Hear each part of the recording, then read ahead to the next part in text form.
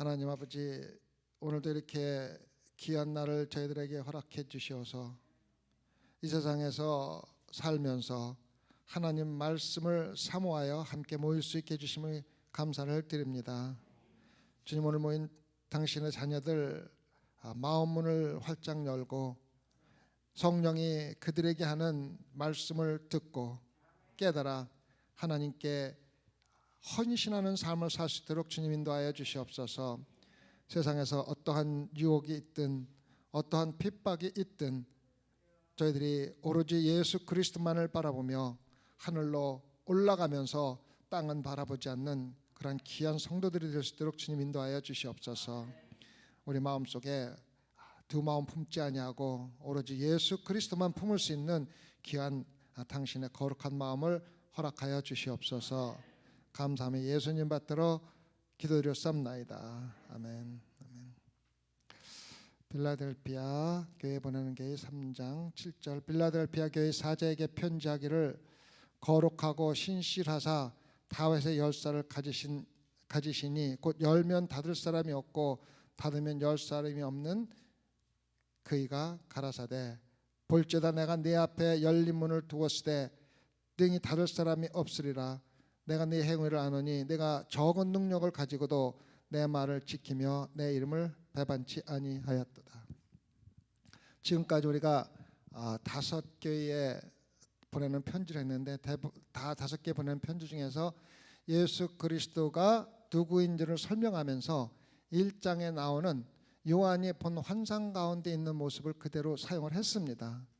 오늘 빌라델피아에 보내는 편지에서는 1장에 나오지 않는 예수님의 모습을 다시 설명해 주고 있습니다. 그렇죠? 그래서 거룩하고 신실하사, 우선 거룩하다는 말을 우리가 잘 알아야만 합니다. 거룩하다는 말. 이 거룩하다는 단어는 오로지 하나님에게만 쓰이는 단어입니다. 이 세상에서 하나님, 즉 예수 그리스도와 하나님과 성령님 외에 거룩한 단어를 사용한 적이 성경에 한 번도 없습니다. 구약에서는 전부 거룩하신 하나님을 말씀하실 때 거룩하다, 거룩하다, 거룩하다 합니다. 신약에서는 전부 예수 그리스도를 지칭할 적에 거룩하다고 이야기를 하고 있습니다. 마가복음 1장 24절에 누가 나옵니까? 더러운 귀신 들린 자들이 나옵니다. 더러운 귀신자들이 예수님을 보고 뭐라 그럽니까? 거룩하신 하나님의 아들이라고. 거룩하시다는 것 갖다가 귀신들이 알고 하나님, 예수 그리스도가 하나님의 아들이라는 것을 먼저 인정해 주는 게 바로 귀신 들린 자들입니다. 그 다음에 누가복음 1장 35절에 나오죠. 누가 나옵니까? 마리아가 잉태하여 누구를? 거룩한 하나님의 아들을 낳을 것이라고 또 거룩한 단어 것으로도 사용을 합니다. 그 다음에 요한복음 6장 69절에서 베드로가 예수님이 묻습니다. 제자들에게 사람들이 나를 뭐라고 얘기하느냐, 뭐 이렇게 이야기합니다, 저렇게 합니다, 쭉 얘기하지만은 그럼 너 베드로 너는 나를 뭐라고 얘기하냐니까 하면 거룩한 하나님의 아들이라고 얘기하잖아요. 그래서 거룩하다는 것은 반드시 하나님에게만 사용되는 단어라는 것을 우리가 꼭 알고 있어야만 합니다. 베드로전서 1장 15절에 보면은 하나님이 거룩하신 것 같이, 예수님이 거룩한 것 같이 너희 교회들도 거룩하라고 얘기를 합니다. 이 말은 실질적으로 레위기 19장 2절에 나오는 말입니다. 하나님이 모세에게 말씀을 주실 적에, 계명을 주실 적에 제일 먼저 하시는 말이 뭐냐면 너희는 내가 거룩한 것 같이, 하나님이 거룩한 것 같이 거룩하라고 먼저 거룩하라는 말씀을 주면서 그 다음에 계명을 주십니다. 다른 신을 섬기지 말고 이렇게 쭉 얘기를 합니다. 그래서 거룩하다는 단어는 오로지 하나님에게만 쓸 수가 있는 단어입니다. 그런데 예외로 쓰인 경우가 딱 한 번 있습니다. 그게 언제인지 아십니까? 성도라는 단어가 거룩하다는 뜻입니다. 그래서 여러분들 제가 맨날 집사하고 뭐 이렇게 얘기하면서 성도라고 부르는 게 가장 아름다운 이름이라, 성도라는 뜻은 뭐냐면 원본에 거룩하다는 뜻입니다. 거룩한 사람을 따르는, 예수 그리스도를 따르는 거룩한 자들. 우리가 흠이 없고 점이 없어서 거룩한 것이 아니라 예수 그리스도가, 거룩하신 예수 그리스도가 우리에게 거룩한 옷을 입혀 주셨기 때문에 우리를 거룩한 성도라고 부르는 겁니다. 그래서 성도라는 뜻은 거룩하다는 뜻입니다. 그래서 여러분들 누구누구 성도님 할 적에 그 말을 들으면서 마음에 찔림을 받아야 돼요. 내가 이 말을 듣기 합당한 삶을 살고 있는가? 예수 그리스도가 거룩하다고 하나님께만 쓰는 단어를 나에게 쓰고 있는데 내가 과연 거룩한 삶을 살고 있는가를 항상 되돌아봐야 돼요. 그래서 여러분들에게 거룩하다는 말을 여러분들에게 할 적에 여러분들 내 자신을 되돌아보는 시간을 갖는 게 좋을 것 같습니다. 그래서 여러분들이 누구에게 부를 적에 집사나 권사나 장로보다도 성도라고 부르는 게 얼마나 귀한 이름인지를 여러분들 잘 알고 있어야 됩니다. 사실 집사라는 명칭은요, 일꾼이라는 뜻이에요. 헌신 일하는 사람이라는 뜻이에요. 별거 아니에요. 그래서 성도라고 부름을 받기 합당한 삶을 반드시 살아야만 됩니다. 그다음에 두 번째는 뭐라고 그럽니까? 신실하시다 그랬어요. 이 신실하다는 말은 가짜가 아니라는 뜻이에요. 가짜가 아니라는 뜻이요. 예수 그리스도가 내가 하나님, 거룩한 하나님의 아들인데 이것이 가짜가 아니고 진짜다. 내가 구세주인데, 내가 메시아인데, 이 말은 다른 거짓 구세주와 달리 내가 구세주라고 얘기하는 거짓이 아니고 진짜라는 뜻이에요. 진짜. 그래서 예수 그리스도는 이렇게 나옵니다. 내가 하나님인데 내가 너희들 구원하는 사람인데 그것은 다른 사람들 얘기해서 가짜가 아니라 정말로 진짜로 내가 하나님의 아들이고 너희를 구원하는 권능과 능력을 가진 사람이라고 이야기를 해주고 있는 겁니다. 그래서 예수 그리스도를 또 다른 방법으로 설명을 해주고 있습니다. 그 다음에 뭐라 그러니까 다윗의 열쇠를 가진 자라고 그래서 다윗의 열쇠를 가진 자. 다윗의 열쇠를 가진 자라는 말이 우리가 신앙생활로 많이 쓰잖아요. 많이 쓰잖아요. 실질적으로 이 말은 어디에 나오는 말이냐면은 이사야서 22장에 나오는 말입니다. 이사야서 22장에 나오는 말인데 22장에서 히스기야 왕 때 그 셈나라는 대신이 있었습니다. 그 대신은 책임이 뭐냐면은 왕궁에 있는 모든 재물을 관리하고 예물을 관리하고 히스기야 왕의 왕궁에 있는 창고까지도 다 열을 수 있는 소위 말하는 다윗의 열쇠를 그 어깨에 가졌다고 그랬어요. 이사야서 22장 22절을 한번 볼까요? 이사야서 22장 22절 보면은 거기 나옵니다. 이사야서 22장 22절. 내가 또 다윗 집의 열쇠를 그의 어깨에 두리니 그가 열면 닫을 자가 없겠고 닫으면 열 자가 없으리라. 똑같이 나오죠, 그렇죠? 그래서 셈나가 그 다윗의 열쇠를 키를 가지고서 히스기야 왕의 문을 창고를 전부 열을 수 있는 권능을 가지고 있었는데 이 사람이 죄를 저지릅니다. 무슨 죄를 저지르냐면은 자기가 죽으면 묻힐 묘소를 아름답게 꾸미고 또 그거 갖다 치장하기 위해서 정부에 돈을 쓰는 거예요. 그래가지고 히스기야 왕이 화가 나가지고 셈나를 처벌하고 완전히 잘라버리고 그 제 대가를 치르게 하고 거기 넣으면 엘리야킴을 다시 세우면서 이사야서 22장 22절에 나오는 말을 한 겁니다. 그래서 우리가 성경에서 다윗의 열쇠라는 말이 나오는 것은 하나님이 주신 전능하신 절대적인 권한을 가졌다는 것이에요. 다윗의 열쇠는 한 번 열면 다른 사람이 타치할 수도 없고 닫으면 열을 자도 없는 절대적인 하나님의 권능을 이야기할 적에 우리가 다윗의 열쇠라고 많이 합니다. 를 가진 자입니다. 예수님이 자기를 소개하는 거야. 내가 가지고 있는 열쇠로 어떠한 문을 열든 어떠한 문을 닫든 열으면은 닫을 자도 없고 열을 수도 없는 거예요. 예수님의 전능하신 능력을 여기서 나타내 주는 거야. 절대적인 권능입니다. 절대적인 권능. 그래서 이사야서 43장 13절에 보면은 이사야서 43장 13절에 보면은 전능하신 그 예수님의 권한이 나옵니다. 이사야 43장 13절에 보면 과연 태초부터 나는 그니 내 손에서 능히 건질 자가 없도다. 내가 행하리니 누가 막으리요. 전지전능하신 권력을 얘기하면서 예수 그리스도가 모든 교회를 다스리고 치리하는 모든 권한을 전적으로 가진 분이라는 것을 이야기해 주고 있는 겁니다. 다시 말하면 교회의 머리가 되는 것입니다. 그렇죠?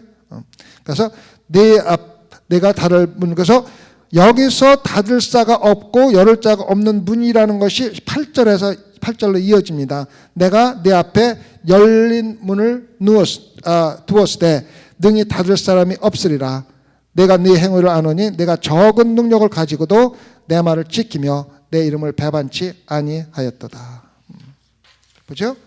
내가 내 앞에 열린 문을 두었다 그렇습니다. 이게 무슨 뜻입니까? 내가 너 앞에 열린 문을 두었다. 우리가 이거를 이해하기 위해서는 조금 그 빌라델피아 그 도시와 그 교회에 대한 배경을 우리가 조금 알아야만 합니다.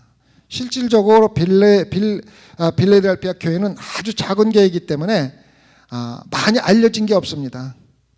보통 그렇지 않습니까? 교회도 큰 교회가 이름이 나지 작은 교회는 그냥 별로 이렇게 이름이 나지 않지 않습니까? 그래서 빌라델피아 교회에 대해서 자세히 기록된 책이나 기록된 것이 많지가 않습니다. 그냥 몇 군데 나오는 정도입니다. 근데 빌라델피아라는 도시가 그 4대 교회에서 불과 한 30마일 정도 산악지대에 있습니다. 산악지대에 있는데 그 산에서 화산이 나고 거기서 지진이 자주 났습니다. 지진이 자주 나가지고 사람들이 불안 가운데 살고 있었어요. 그래서 AD 17년경에는 지진이 너무 심하게 나가지고 사람들이 다 흩어지고 그 도시를 재건할 수 있는 가능성이 전혀 없었어요. 그래갖고 그 시저가 로마 황제가 그 자기가 갖고 있는 엄청난 돈을 들여서 빌라델피아라는 도시를 다시 재건해주면서 도시 이름을 시저의 그 장소라고 바꾸다가 나중에 빌라델피아라고 다시 바꾸게 됩니다. 그래서 빌라델피아는 아주 작은 도시이지만은 거기가 그 위치하고 있는 지역이 아주 또 재미있는 위치에 있습니다. 그래서 빌라델피아라는 도시를 거쳐서 그 터키 동쪽으로 나가는 길이 열리고 더 나아가면 유럽으로 나가는 길이 열립니다. 그래서 그 로마에서 그 정책적으로 빌라델피아를 통해서 그리스 문화, 헬라 문화를 전파하는데 빌라델피아를 그 장소로 써가지고 그쪽을 통해서 많은 그 헬라 문화와 모든 그 헬라 그 언어가 그 동쪽과 유럽으로 전파되는 중요한 장초가 있었어요. 그래서 하나님이 빌라델피아라는 도시를 통해서 문을 열어준 거예요. 무슨 문? 복음의 문을 열어준 거예요. 복음의 문을 열어준 거예요. 우리가 이거 정말 잘 알아야 됩니다. 하나님은 우리에게 복음의 문을 열어주시고 또 복음을 닫기도 하고 또 바울이 아시아로 복음을 전하러 갈 적에 하나님께서 문을 닫으셨지 않습니까? 그래서 문을 열어주기도 하고 닫아주시는 분이 하나님인데 빌라델피아 교회에 복음의 문을 열어주었다는 거예요. 그 위치적으로 가장 중요한 많은 헬라 문화와 헬라 언어를 통해서 함께 복음이 전해되도록 복음의 문을 열어주었습니다. 근데 그 문을 닫을 자가 아무도 없다는 겁니다. 없다는 거예요. 이것이 우리 소망교회의 도전을 하게 하는 교절입니다. 우리 소망교회는요, 우리에게 주어진 유일한 소망교회에게만 주어진 전대문이 열려 있습니다. 그것을 우리가 볼 수 있는 영적인 눈을 가지고 그 문으로 가야지 돼요. 그 다음에 뭐라고 나옵니까? 내가 내 행함에 내가 적은 능력을 가지고도 했다 그랬잖아요. 우리 소망교회가 적은 능력을 가지고 있고 작은 교회라고 하지만은 소망교회 가지고 있는 그 복음의 문은 교회 숫자가 아니라 초대교회처럼 믿는 성도가 늘어나는, 믿는 자들이 늘어나는 복음 전도를 해야 돼요. 지금까지 우리는 교회에서 항상 해왔던 게 뭡니까? 가능하면 많은 사람들 교회로 데리고 오는 것을 중점적으로 전도라고 하면서 해왔잖아요. 그런데 교회가 어떤 작은 문제만 있으면 와르르 무너지고 또 다 흩어지고 30년 40년 신앙생활 하면서도 교회가 똑같아지고 신앙이 똑같아진 이유가 뭐냐면 믿는 성도가 늘어나지 않고 그냥 사람의 숫자만 늘어났기 때문에 그래요. 그래서 저는 제가 외치타의 소망교회에서 하나님의 문을 열어주신 것은 반드시 믿는 성도가 늘어나는 교회라는 이름을 듣도록 문을 열어주신 것 같아요. 여러분들 그것으로 해서 기도하면서 적은 숫자, 적은 능력 가지고 해야 크신 하나님의 능력이 나타나는 거예요. 우리는 하나님의 능력으로 일하는 거지 우리의 능력으로 일하는 거 아니라는 것을 꼭 알고 그 말을 마음속에 새겨두고 믿는 성도, 우리 교회 지금 다니는 사람이라 할지라도 아직까지도 믿지 않으면 전도의 대상이 되는 거예요. 그래서 그 사람들에게 말씀을 가르치고 올바른 예수 그리스도를 마음속에 심어주고 예수 그리스도의 그 의를 입혀줘서 우리에게만 주어진 하나님에게 쓰이는 거룩이라는 단어를 들을 만큼 거룩한 성도가 되도록 끝까지 키워주고 가르쳐주고 인도해주는 역할을 우리가 감당해야 된다는 것을 마음속에 두기 바랍니다. 그래서 고린도서 전서 16장 9절에 보면은 사도 바울이 유럽에 전도를 하면서 이런 얘기를 합니다. 내게 광대하게 공효를 이루는 문을 열리고 대적하는 자가 많습니다. 공효를 이룬다는 뭐냐면은 가장 효과적으로 복음을 전할 수 있는 문을 열어줬는데 우리는 이걸 알아야 돼요. 복음을 전할 문을 열어주면 반드시 그 뒤엔 누가 따라옵니까? 대적하는 자가 따라오는 거예요. 대적하는 자가 없으면 얼마나 쉽고 좋겠어요. 근데 반드시 그 전도하는 문을 열어주면은 복음 전도의 문을 열어주면 그 뒤에서 방해하는 사탄이 따라옵니다. 그래서 뭐라 그럽니까? 대적하는 자가 많다고 그랬어요. 고린도후서 2장 12절에서도 나옵니다. 드로아에서 복음의 문이 활짝 열렸다고 그랬어요. 이 말은 뭐냐면요, 드로아라는 도시는요 사실적으로 유럽에 있는 도시가 아니라 아시아에 있는 도시면서 항구 도시입니다. 그래서 우리가 유럽을 가려고 그러면은요 드로아라는 도시를 거쳐야만이 유럽을 갈 수가 있는데 드로아에서 사도 바울에게 복음의 문을 열어준 것은 유럽의 복음의 문을 열어준다는 거예요. 그래서 사도 바울이 드로아에서 빌립에 가서 복음을 전하고 빌립 교회를 세우면서 그쪽에 유럽에 복음이 전도된 겁니다. 복음의 문을 열어주는 거예요. 복음의 문. 그래서 우리는 우리 앞에 열린 복음의 문을 볼 수가 있고, 만약에 우리가 그 문을 아직도 보지 못한다면 볼 수 있는 눈을 달라고 기도하세요. 그리고 열린 문이 없으면 문을 열어달라고 기도하세요. 그럼 반드시 하나님께서 문을 열어주시고 우리의 작은 능력을 가지고 큰 하나님의 능력으로 반드시 복음을 전하면서 예수 그리스도를 배반하지 아니하는 그러한 신앙생활을 할 수 있도록 인도해 주실 것을 믿으시기 바랍니다. 8절에 그렇죠. 내 말을 지키면 내 이름을 배반치 아니하리라. 그 말이 어디로 연결되냐면 10절까지 연결되죠. 나의 인내의 말씀을 지켰은즉, 즉 인내의 말씀을 지킨 것입니다. 이 말은 뭐냐면은 빌라델피아 교회에 실질적으로 심한 탄압이 그리스도를 떠나라는 굉장히 심한 강요와 핍박을 견뎌냈다는 거예요, 과거에. 그래서 실질적으로 역사에 보면은 우리가 이걸 알아야 돼요. 성경은요, 실제 일어난 것을 쓴 역사예요, 역사. 그렇기 때문에 실질적으로 세상의 역사와 전부 연결이 되는 거예요. 안 그러면은 소설이죠, 소설.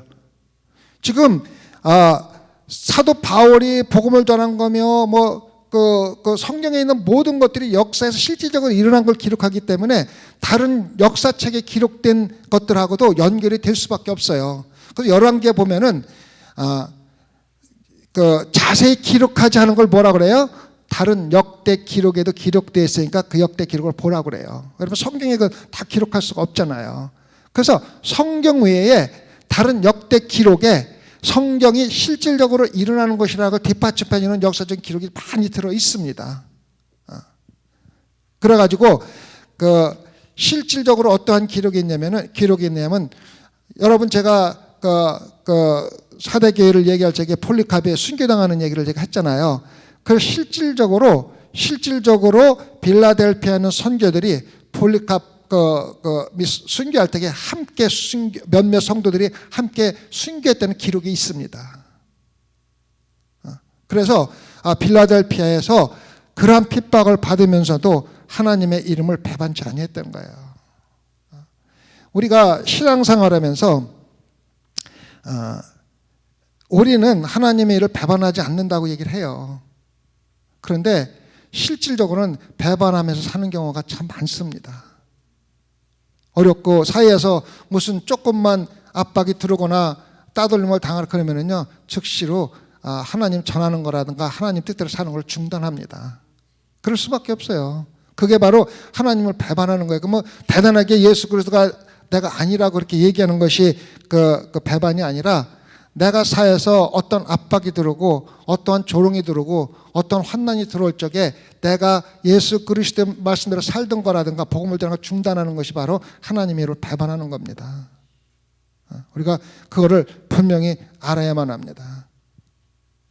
그래서 빌라델피아 교회는 엄청난 핍박 가운데서도 하나님의 이름을 배반치 아니하였는데, 그것이 뭐냐면은 작은 능력을 가지고 그렇게 했다는 거예요. 우리는 신앙생활하면서 믿음으로 하는 모든 것은요, 위험부담이 있습니다. 위험부담이 없는 것은 믿음으로 행하는 게 아니에요. 믿는 자들에게 가장 큰 위험부담이 있는 게 뭔지 아세요?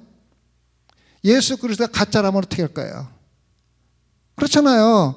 예수 그리스도가 가짜라는 위험부담이 있어요. 그러나 우리는 그 위험부담을 안고 예수 그리스도가 진리라는 걸 믿고 따르는 거 아니겠어요? 그래서 우리가 신앙생활하면서 어떤 위험부담이 있다고 해서 신앙생활하는 거 중단하거나 피하는 거는요, 그거는 눈에 보이는 것만 보고 살겠다는 거하고 다른 바가 하나도 없어요. 여러분들 신앙생활하면서 위험부담이 있는 것을 피하지 마세요. 어차피 위험부담이 없는 것은 믿음 없이도 할 수 있는 것들 뿐입니다. 아시겠죠? 그래서 여러분 신앙생활에서 어떤 위험부담이 있고 핍박이 있고 강요가 있을 적에 절대로 예수 그리스도를 섬기고 예수 그리스도 예배드리고 예수 그리스도의 이름을 버리거나 배반하지 마시라는 거예요. 아시겠죠? 굉장히 중요한 우리들에게 주는 말씀입니다. 그래서 9절부터 12절까지는 예수님이 빌라델피아 교회에, 즉 우리들에게 5가지 약속을 해줍니다. 약속을 해주는데, 첫 번째 약속이 뭡니까? 9절, 보라 사단의 회 곧 자칭 유대인이라 하나 그렇지 않고 거짓말하는 자들 중에서 몇을 내게 주어 저희로 와서 내 발 앞에 절하게 하고 내가 너를 사랑하는 줄을 알게 하리라. 유대인들이 어디에 모여요? 회당에 모이잖아요. 회당에 모이는데 왜 모입니까? 하나님을 예배하기 위해서 모이잖아요. 근데 예배를 받아야 할 주체인 예수 그리스도를 인정하지 않고 모여서 예배를 드리니까 누구의 모임입니까? 사단들의 모임이에요. 지금도 마찬가지예요. 어떠한 교회고 어떠한 모임이고 예수 그리스도의 이름으로 모이지 아니하고 예수 그리스도를 인정하지 않고 모이는 건 다 사단들의 집단이라는 거예요. 제가 하는 게 아니라 예수님이 빌라델피아 교회에 주는 말씀입니다. 우리는 모일 때마다 예수 그리스도 이름으로 모여야 되고 예수 그리스도를 예배하기 위해서 모여야지 되는 거예요. 그 다른 어떤 목적으로 모여도 그거는 사단의 회개되는 거예요. 사단의 모임이 되는 거예요. 그래서 유대인들이 자기들은 하나님을 정성으로 섬긴다고 매주 모여서 예배도 드리고 제사도 드리고 말씀도 나누고 했지만은 그런 모든 걸 받으신 예수 그리스도가 빠져 있으니까는 결국은 사단의 모임밖에 될 수가 없는 거예요. 그러한 자들이 너희들 앞에 절하게 하고 내가 너를 사랑하는 줄을 알게 하리라고 이야기를 해주고 있습니다. 굉장히 중요한 우리에게 주는 말씀입니다. 이 말은 무슨 뜻이냐면은 그렇게 자만하게 그렇게 그리스도를 핍박하며 자기들이 하나님을 가장 잘 믿겠다고 하던 유대인들이 언젠가 회개하고 하나님을 영접하고 핍박하던 그리스도인들 앞에서 자기 죄를 고백하겠다는 얘기예요. 그래서 실질적으로 이거는 뭐를 얘기하자면 나중에 이스라엘이 회복될 적에 유대인들이 회개하고 돌아오는 모습을, 그런 축복을 우리에게 보여주고 있는 겁니다. 이런 말씀은요, 실질적으로 여러 군데, 구약에서 여러 군데 나옵니다. 나와가지고 내가 너희들을 핍박하던 자들을 너희들에게 와서 무릎 꿇고 엎드리게 하겠는데 그 이유는 단 하나다. 내가 여호와인 줄 알게 하려 함이라. 여호와인 줄 알게 하라는 말을 여러 번 합니다. 우리 이사야서 45장 14절 같이 한번 볼까요?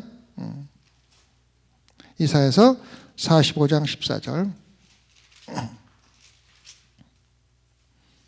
하나님이 하신 모든 일은요, 하나님이 여호와인 줄 알게 하는 거예요. 14절 찾으셨어요?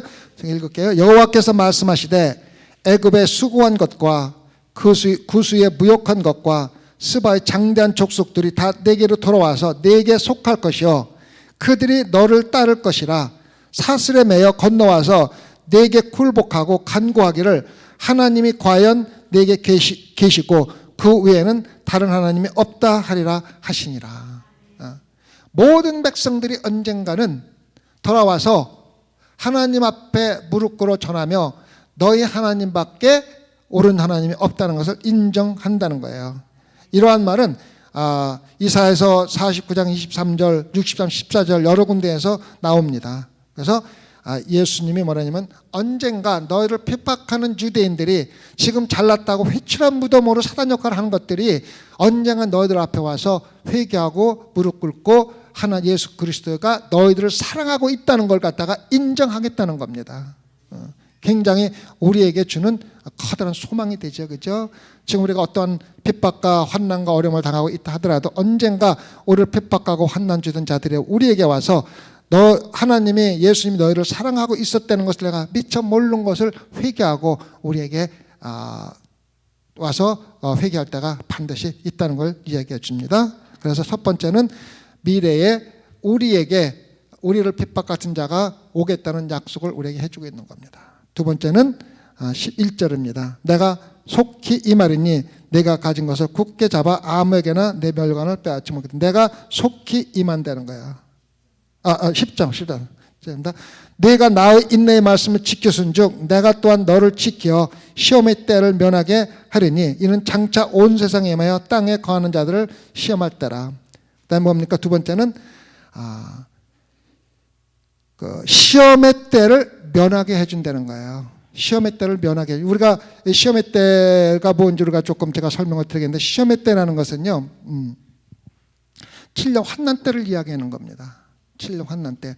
그 7년 환난을 겪어 나가도록 힘을 주시겠다고 하는 게 아니고, 그것을 능히 이길 수 있는 능력을 주겠다는 거 아니고 그것을 면하게 해주겠다는 거야. 다시 말하면 7년 환난을 아예 겪지 않게 해주겠다는 거야. 이 말은 뭐를 얘기해 주냐면 휴거를 이야기해 주는 겁니다. 제가 몇 번 말씀드렸지만 요한계시록에는 하나님의 새하늘과 새 땅이 일어나는데 순서가 나옵니다. 그래서 예수님이 7년 환난이 시작되기 전에 휴거를 하십니다. 휴거를 합니다. 휴거라는 말은 뭐냐면은 교회들이, 다시 말하면은 교회라는 건 뭡니까? 믿는 자들 교회라고 하잖아요. 믿는 자들이 들려 올라가는 겁니다. 그래서 예수님의 휴거와 예수님의 재림은 전혀 틀린 겁니다. 우리가 그거 반드시 알아야 돼요. 그래서 휴거는 뭡니까? 공중 재림입니다. 하나님께서, 예수님이 공중에서 우리가 들려 올라가서 천국으로 들어가는 겁니다. 그래서 요한계시록 6장부터 19장까지는요 교회가 없어요. 이 세상에 교회가 없어요. 어디가 있어요? 하늘나라가 있잖아요. 그래서 휴거는 뭐냐면은 이 세상에서 환난이 시작되게 되면 환난을 면하게 해주는데, 누구에게 면하게 해주냐면은 나의 말씀을 지킨 자들, 예수 그리스도를 끝까지 지킨 자들이 들려 올려가면서 공중에서 예수 그리스도를 만나서 교회가 천국으로 옮겨가는 겁니다. 그래부터 환난이 시작되는 거, 7년 환난이 되는데, 환난 때도 살아남을 자가 있지만은 그때는 교회가 없이 스스로 살아남아야 돼요. 그때도 복음 전하는 자가 있습니다. 누구라 그랬어요? 천사가 내려와서 복음을 전한다 그랬어요. 그런데 그때 복음 전하고서 예수 그리스도를 받은 사람은 엄청난 핍박을 받아야 되는 거야. 결국은 누구냐면 전부 순교할 수밖에 없는 그러한 순간까지 가는 거예요. 그래서 휴거는 믿는 성들이 들려 올라가는 거고, 예수 그리스도 재림 때는 어떻게 됩니까? 올려갔던 성도들이 예수 그리스도와 함께 내려오는 겁니다. 그때부터 천년 왕국이 시작되는 겁니다. 그래서 우리는 휴거와 재림에 대해서 분명히 알고 있어야 되는데, 믿는 성도들은 10절에서 말씀했듯이 시험의 때, 환난의 때를 아예 면하게 해준다 그럽니다. 그래서 다시 말해서 휴거를 해준다는 말을 갖다가 우리에게 이야기해 주고 있는 것입니다. 휴거는 신약 성경에서도 많이 나오죠, 그렇죠? 대표적인 예가 뭡니까? 데살로니가전서 4장 17절입니다. 데살로니가전서 4장 17절. 데살로니가전서 4장 17절에 나옵니다. 제가 읽어드릴까요? 그 후에 우리 살아남은 자도 저희와 함께 구름 속으로 끌어올려 공중에서 주를 영접하게 하시리니 그리하여 우리가 항상 주와 함께 있으리라. 뭡니까? 성도가 떠나서 구름 속으로 끌려 공중에서 예수 그리스도를 영접하고 예수 그리스도와 함께 있는 겁니다. 이게 바로 휴거입니다. 그리고 재림은 휴거됐던 성도들이 함께 예수 그리스도와 내려오는 것을 이야기합니다. 그 다음에 땅에 거하는 자들을 시험할 때라. 이거 뭐냐면 땅에 거하는 자들이라는 말은 있잖아요. 우리가 그거 잘 알아야 되는데 믿지 않는 자들이에요. 그래서 땅에 거하는 자들은 요한계시록에 여러 번 나오는데 전부 믿지 않는 자들을 말할 적에 땅에 거하는 자들이라고 그러는데, 믿지 않는 자들은요 7년 환난을 그대로 겪어야 된다는 것을 여기서 이야기해 주는 것입니다. 그래서 믿지 않는 자들이 환난을 거쳐갈 적에 믿는 자들은 휴거돼서 예수 그리스도와 함께 있겠다는 것 갖다가 약속해 줍니다. 얼마나 큰 우리에게 주는 약속입니까? 여러분 우리 함께 휴거돼야 돼요. 안 그러면은요 7년 왕국에서 견딜 수 있는 방법은, 구원받을 수 있는 방법은 순교하는 방법밖에 없어요. 죽을 수밖에 없어요. 살리지 않아요. 사단들이 최고의 발악을 하기 때문에. 그 다음에 뭡니까? 11절, 내가 속히 임하리니 내가 가진 것을 굳게 잡아 아무나 내 면류관을 빼앗지 못하게 하라. 12절입니다. 이거는 우리에게 약속을 해주시는데 무슨 약속입니까? 상급, 면류관의 약속을 해주는 것입니다. 상급의 면류관 약속입니다. 이거는 그냥 구원의 약속이 아니라 구원받은 자에게 주는 상급을 이야기를 합니다. 아무도 빼앗가지 못하는 면류관을 뺏기지 않게 해서 어떻게 하라고 그럽니까? 내가 가진 것을 굳게 잡으라. 굳게 잡으라. 굳게 잡으라. 다시 말하면 지금까지 적은 능력으로 하나님을 붙잡으면서 일을 해왔는데 그것을 포기하지 말라는 거예요. 신앙생활은요 끝까지 참는 자입니다. 중간에 그만두고 중간에 떠나고 중간에 예수 그리스도 떠나는 사람은 그 전까지는 아무 소용없는 거예요. 다 가짜야, 가짜. 아는 거하고 똑같은 거예요. 그리스도인들의 구원은 마지막까지 남는 자, 끝까지 견디는 자입니다. 그래서 성도 여러분, 여러분에게 어떠한 환난과 핍박과 어려움과 힘든 일이 있다 하더라도 포기하지 마세요. 끝까지 잡는 자에게 주는 황금의 하나님의 면류관이 있는 것입니다. 그리고 뭐라 합니까? 내가 속히 임하겠다 그랬어요. 예수 그리스도의 임하심은요 오늘이 될지 지금 당장이 될지 아니면 내일을 아무도 몰라요. 그 말은 뭐냐면 속히 온다고 이야기를 하고 있는 것입니다. 네 번째는 12절입니다. 이기는 자는 네 하나님 성전의 기둥이 되게 하려니 그가 결코 다시 나가지 아니하리라. 내가 하나님의 이름과 하나님의 성 곧 하늘에서 내 하나님께로부터 내려오는 새 예루살렘의 나 이름과 나의 새 이름을 그 위에 기록하리라. 내 하나님 성전의 기둥이 되게 한대요. 진짜 이 얘기만 들어도 가슴이 벅찹니다. 우리가 이 세상에 있는 교회에서 직분을 맡아서 하나님을 섬기는 것도 참 큰 영광인데, 영광 아니에요? 고통이에요? 고통 아니죠? 영광이죠? 하나님 나라에서 기둥 역할을 할 수 있는 그러한 정도로 우리의 능력과 우리의 믿음을 인정해 주겠다는 거예요. 진짜 이 말만 듣기만 해도 지금 가슴이 벅찹니다. 거룩하시고 전지전능하신 참된 하나님이 나의 작은 능력으로 하나님을 섬기고 하나님을 끝까지 믿은 대가로 나에게 하나님 나라에서 기둥 역할을 할 수 있을 만큼 인정을 해주겠다니까 이거 얼마나 좋은 겁니까? 그래, 교회에서 어떤 직분을 받아도 교회에서 나를 하나님께 이렇게 인정해 주는 거라고 기뻐하는데 하물며 하나님이 나를 기둥 역할을 할 정도로 인정해 준다는 거냐, 이건 진짜 엄청난 축복입니다. 이러한 축복을 받을 수 있는 방법은 나에게 주어진 것을, 나에게 주긴 사임을 끝까지 지키는 자입니다. 끝까지 지키는 자. 그 다음에 뭐라고 합니까? 흩어지지 않게 한다 그랬어요. 흩어지지 않게 한다는 것은 우리에게 영원한 안식을 주겠다는 얘기입니다. 안식. 이 말은 우리가 아까 제가 빌라델피아에 대해서 말씀을 드렸지 않습니까? 빌라델피아는 지진이 많이 나는 나라라, 도시라 그랬어요. 그래서 지진이 나면은 사람들이 어떻게 돼요? 다 흩어져 나갈 수밖에 없는 거예요. 죽을 거니까 피해야 되잖아요. 그래서 항상 두려움 속에 사는 거예요. 또 언제 지진 나면 또 도망가야지, 흩어져야지. 이러한 두려움 속에 사는 거니까 뭐냐면 안식이 없는 거예요. 이게 바로 믿지 않는 자들의 모습입니다. 믿지 않는 자들은요, 불안과 초조와 안식이 없는 삶을 매일 살고 있는 거예요. 그래서 예수님이 뭐라고 합니까? 너희들을 다시는 나가지 아니하게 하리라. 빌라델피아에서 지진이 나서 더 흩어지는 그러한 두려움 없이 살게 해주겠다는 거예요. 이 말은 뭐냐면요, 우리가 이렇게 힘들고 어려운 세상에서 내일의 안전을 예약할 수 없는 세상에 사는데 너희들에게 영원한 안식을 주겠다는 겁니다. 이거보다 더 큰 축복이 어디 있습니까? 이거보다 더 큰 약속이 어디 있습니까? 우리는요, 하나님의 약속을 믿어야 돼요. 누구의 약속입니까? 하나님의 약속이에요. 전지전능하신 하나님의 약속이에요. 하나님의 약속은 그 특징이 뭐냐면 반드시 일어난다는 거예요. 하나님은 우리의 약속을 한 번도 어긴 적이 없다는 겁니다. 그래서 우리에게 지진이 나든 화산이 나든 전쟁이 나든 두려워하지 않고 살 수 있는 영원한 안식을 우리에게 주시겠다는 예수 그리스도의 약속입니다. 네, 이러한 약속을 빌라델피아라는 특징적인 도시의 모습을 이용해서 우리에게 가르쳐주는 교훈입니다. 아시겠죠? 마음에 새겨두시기 바랍니다.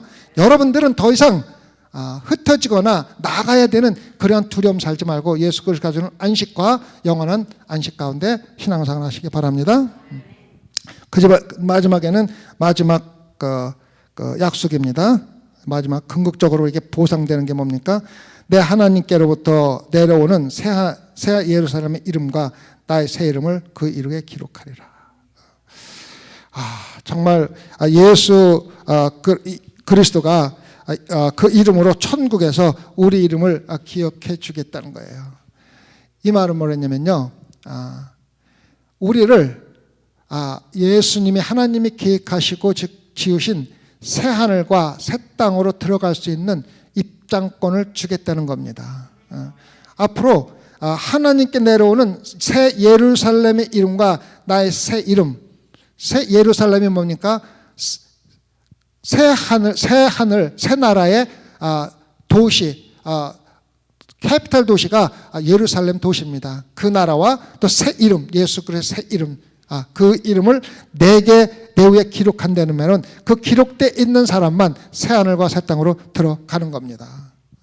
하나님의 도시인 새 예루살렘에 들어갈 특권을 우리에게 주겠다는 예수 그리스도의 약속입니다. 여러분 신앙생활 하면서요, 조금 어렵고 힘든 거요, 새 하늘과 새 땅을 들어갈 수 있는 고난을 가진 성도로서 살아가는 그 기쁨에 비하면은요 아무것도 아닙니다. 이 세상에서 길어봐야 70, 80, 길어봐야 100살 넘으면은 사는 게 아닙니다. 사는 게 아닙니다. 그런 가운데서 우리에게 영원한 새 하늘과 새 땅, 눈물도 없고 고통도 없고 죽음도 없는 나라에서 영원히 살 수 있는 특권을 우리에게 주신다는데 우리가 뭐가 두려울 게 있습니까? 그렇죠? 여러분들 두려워하지 마세요. 우리는 전부 새하늘과 새 땅으로 들어갈 예수 그리스도 이름이 우리 삶 가운데 새겨진 사람들입니다. 그래서 그걸 성도라고 부르는 겁니다. 그래서 마지막으로 약속을 끝나고 우리에게 주는 교훈이 있습니다. 우리는 교회가 작다고 실망하거나 좌절하거나 두려워할 게 하나도 없습니다. 우리의 능력이 작으면 작을수록 누구의 능력이 더 크게 나타납니까? 하나님의 능력이 더 크게 나타나는 거예요. 요즘의 교회들의 가장 큰 문제가 뭐냐면 인간들이 가진 능력이 너무 커서 물질로 할 수 없는 게 없고 뭐 훌륭한 목사를 할 수 없는 게 없고 찬양되면 뭐냐 너무 인간 능력이 크니까 하나님의 능력을 나타날 길이 없어요. 제가 오래전에 콩고에 우리 아내하고 선교를 가서 우리 고아원을 방문하고 이렇게 집도 하는 걸 갔었는데 거기 가니까는 놀랍게도 한국 사람들이 있더라고요. 그래서 갔어요. 갔더니 신학대학이에요. 신학대학이에요. 엄청난 돈을 들여다가 거기서 신학대학을 짓고서 왕로를 타는 거예요. 다 너희들은 내 종들이야. 너희들은 가난한 애들이니까 내 종들이야. 나는 돈 많은 나라에서 왔고 이 돈 모든 것들 어떻게 얻은 줄 알아? 하나님 나한테 주신 거야. 그러니까 돈 가지고 복음을 하면서 무슨 복음을 전하냐면요. 예수 잘 믿으면 돈 벌어. 이런 복음을 가르치는 거예요. 정말 놀랍습니다. 그래서 돈의 능력이요. 예수 그리스도의 능력을 성령의 능력을 대체하면서 잘못된 복음을 전하는 것이 바로 요즘의 세상입니다. 큰 교회들을 자꾸 욕해서 죄송한데 그 현실이니까 할 수 없잖아요. 왜? 인간의 능력이 너무 크니까 하나님의 능력이 가려지는 거예요. 안 나타나는 거예요. 하나님 없어도 우리가 충분히 할 수 있어. 걱정하지 마 하나님. 지금 이런 태도로 신앙생활 하는 사람들 교회도 많다는 거예요. 그래서 제가 여러 번 말씀드렸지만은 훌륭한 목사님이 그렇게 말씀하셨어요. 말 아주 웅변 잘하는 사람 하나하고 마케팅을 아주 세일즈 마케팅을 잘하는 사람 5명만 있으면은 메가처치. 다시 말하면은 순복음교회 같은 교회 짓는 거 하나님 없어도 전혀 문제가 없다 그래요. 그게 요즘에 교회들의 모습입니다. 제가 큰 교회가 다 잘못됐다고 얘기하는 것이 아니라 그 가운데서도 정말 하나님의 능력을 더 나타내며 자기의 능력을 가리는 사람 교회도 많이 있지만은 일반적으로 그렇다는 걸 말씀을 드리는 겁니다. 그 사실이에요. 현실이에요. 그래서 어떤 면에서는요 약하고 어린 게 정말 축복이에요. 축복. 여러분 못 배운 게 어떤 때 축복이에요. 못 배웠으니까 하나님께 의존해야 되잖아요. 돈 없는 게 어떤 때 축복이에요. 하나님이 없으면 살아나갈 수가 없잖아요. 여러분 못 배우고 돈 없고 무능한 거 열등감 갖지 마세요. 그 위에서 더 큰 하나님의 능력이 나타날 줄 믿으시기 바랍니다. 그리고 우리는 때를 얻으나 못하나 복음을 전하는데 내가 혼자 해서 언제 뭘 하겠냐는 생각 갖지 마세요. 내가 혼자 하는 게 아니라 예수님의 능력이 반드시 나타나서 모든 것을 하나님께서 이루어 주십니다. 반드시 믿고 내가 때를 얻으나 못하나 나 혼자만이라도 다른 사람이 하든 말든 나 혼자만이라도 반드시 복음을 전하면 하나님께서 문을 활짝 열어주실 걸 믿으시기 바랍니다. 기도하시겠습니다. 하나님 아버지 감사합니다. 저희들에게 작은 숫자만 준 것을 감사드립니다. 능력이 없게 해주신 걸 감사를 드립니다. 그 후에 하나님 영광이 더 크게 나타날 줄 믿고 작은 능력으로 하나님의 일을 하겠사오니 주님께서 큰 능력으로 결실을 거두어 주시옵소서. 감사하며 우리 예수님 받들어 기도드렸사옵나이다. 아멘.